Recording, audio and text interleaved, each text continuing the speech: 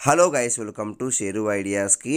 ఆంధ్రప్రదేశ్ రాష్ట్ర వ్యాప్తంగా కొత్త ప్రభుత్వం అయితే వచ్చింది కాబట్టి చంద్రబాబు నాయుడు గారు సీఎంగా అయితే ఉన్నారు కాబట్టి సీఎం చంద్రబాబు నాయుడు అయితే ఎలక్షన్స్ టైంలో హామీ అయితే ఇచ్చారు. అధికారంలో వచ్చిన వెంటనే వాలంటీర్స్ని తీసుకొని నెలకు 10,000 జీతం అయితే ఇస్తామనేసి. కాబట్టి ఈ నేపథ్యం మనకైతే వాలంటీర్స్ అయితే కీలకంగా మారారు కాబట్టి రాష్ట్ర ప్రభుత్వం అయితే క్యాబినెట్లో మనకు కీలక నిర్ణయం తీసుకుంది. వాళ్ళని అయితే విధుల్లోకి తీసుకుపోతుంది. ఎవరినోని విధుల్లోకి తీసుకుపోతుంది, ఎప్పుడులో కానీ దానిపై ఏ పత్రాలు కావాలని దానిపై వీడియో క్లారిటీ చెప్తే నేను చూడండి.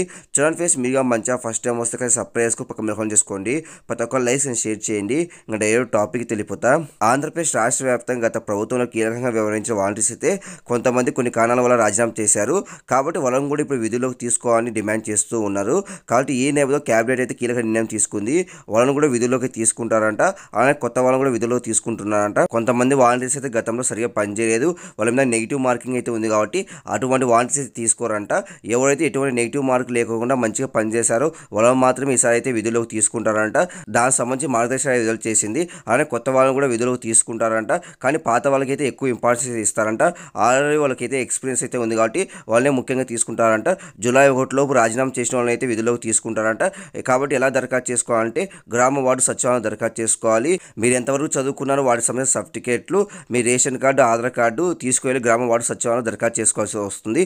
జూలై 1 లోపు మనకైతే ఎవరైతే అర్హులుగా ఉన్నారో వాళ్ళకి సంబంధించిన జాబితా అయితే విడుదల చేస్తారు. ఆ రోజు నుంచి విధుల్లోకి తీసుకుంటారంట. ఎందుకంటే జూలై 1 మనకైతే పింఛన్ అయితే పంపిణీ చేయాలి కాబట్టి ఆ రోజు నుంచి విధుల్లోకి తీసుకుంటారంట. ఇది కొత్త వాళ్ళు కూడా ఇవే మార్గదర్శకాలు. పల్లెటూరులో అయితే 10th క్లాసు, మండలంలో అయితే ఇంటరు, జిల్లాలో అయితే డిగ్రీ, ఈ అర్హతలు అయితే ఉండాలి ఎవరైతే దరఖాస్తు చేసుకుంటారో వాళ్ళు. కాబట్టి ఇది ఓవరాల్గా ఈ 3 పత్రాలు తీసుకొని మీరైతే గ్రామ వార్డు సచివాలయం దరఖాస్తు అయితే చేసుకోవాలంట.